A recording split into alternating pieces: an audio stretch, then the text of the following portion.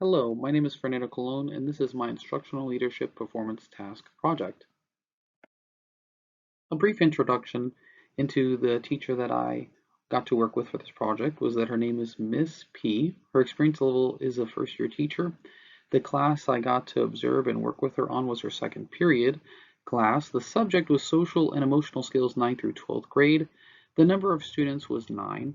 The length of observation was 35 minutes. The focus question was how to effectively engage students in the lesson and check for understanding along the way. The standard was PE 4.R.5.2, list ways to encourage others while refraining from insulting/negative statements. However, these students are multi-ESE students, so they are a little bit lower and they're working on social emotional skills, and so they are on the access points, and it is PE 4.R.5.SU.B, recognizing a way to encourage and be kind to others, with the learning goal being that students will be able to give encouragement and use kind words without prompting. For the pre-conference, we had 4 different sections that we focused on. We had a focus question, a lesson plan, analyze data, and strategies. In the focus question, Ms. P wanted to focus on effectively engaging her students in the lesson and checking for understanding during the lesson. During the lesson plan itself, Ms. P provided a thorough lesson plan including activities, assessment, and accommodations used. And during the analyzing data portion, Ms. P gave a pre-assessment prior to this lesson, and she will give a post-assessment after the lesson. Strategies portion, where we discuss strategies to be used in the lesson, review how the strategies will be used, and what she hopes to get out of the lesson. The observational tools that were used were selective verbatim, anecdotal notes, teacher artifacts, as stated in our text of Nolan and Hoover. Within the lesson observation, there was a task 1, which was a warm-up/bell ringer, which included saying something kind to your friend. Students could then mingle with each other and practice saying kind words to each other. All 9 students completed the warm-up activity, and some of the conversations that were included are shown on the title slide here, where the teacher said, say something kind to your friend, and you can comment on the way they are dressed or something nice that they do well, with student 1 saying that your hair looks nice and student 2 saying I like your backpack. Another observation was that the teacher replied with a great job to the students, saying you guys are doing awesome, saying kind things to each other, and student 1 said I like being nice. A second task that was observed during the lesson observation was a guided practice. The lesson used an online Jeopardy game to address kindness. Ms. P went over 5 questions with the class together. The class worked together to answer the questions.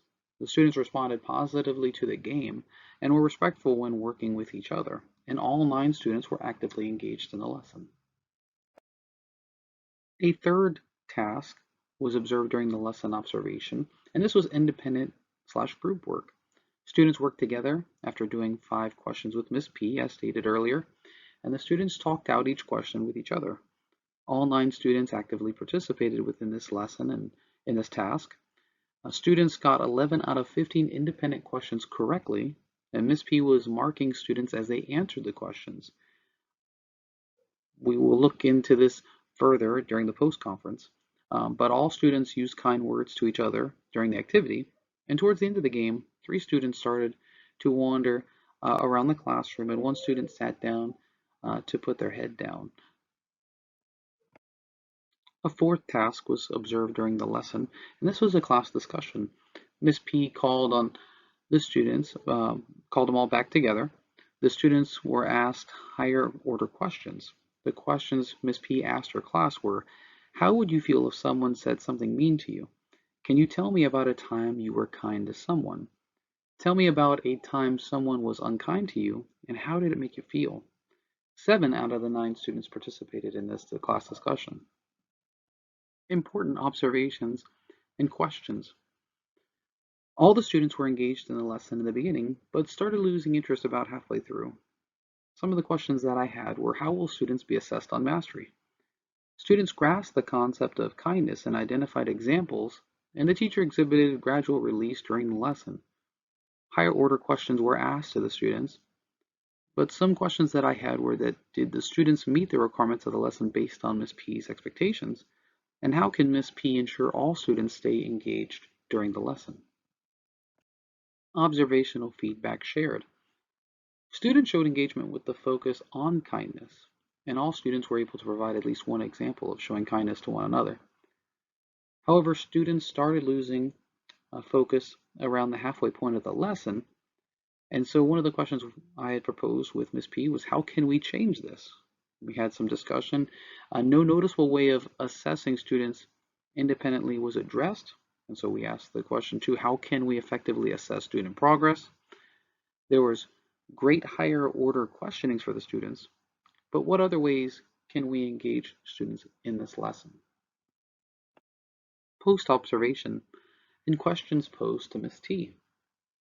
Some of the questions that were posed were, how will students be assessed on mastery? Did the students meet the requirements of the lesson based on your expectations?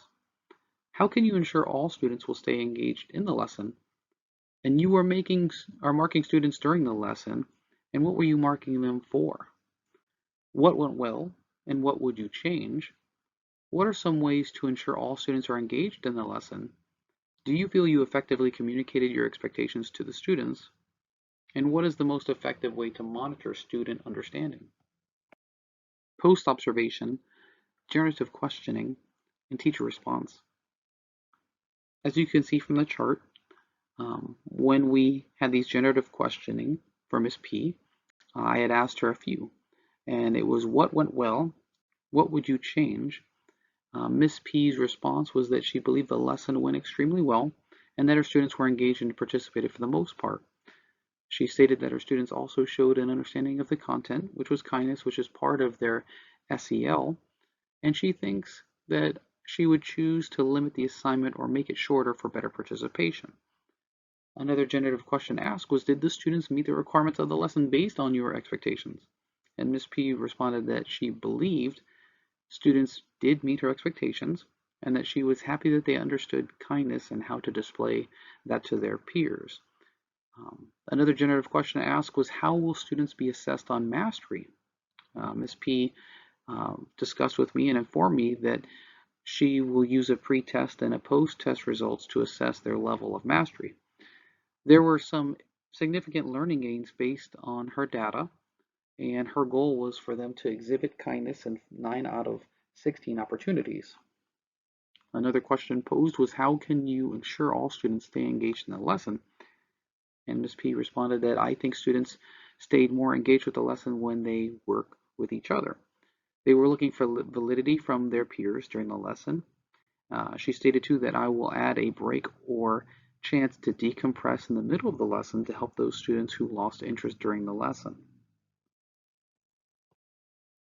Another generative question addressed was, how can you get all students to participate and engage in the lesson?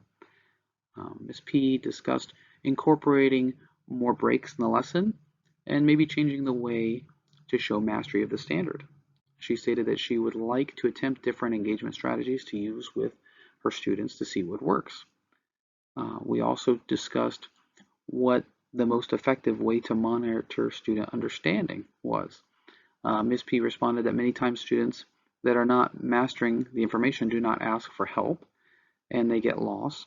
By calling on random students, she could ensure that all are comprehending the material. I also asked that you were marking students during the lesson, and I asked her what she was marking them for. Ms. P responded that she was marking data on how many times the students use kind words of encouragement to their peers, such as good job and great answer, without being prompted. After the activity is complete, she will then complete this assessment data with the student's pre-assessment and look for student gains. There were two types of data collection during this lesson.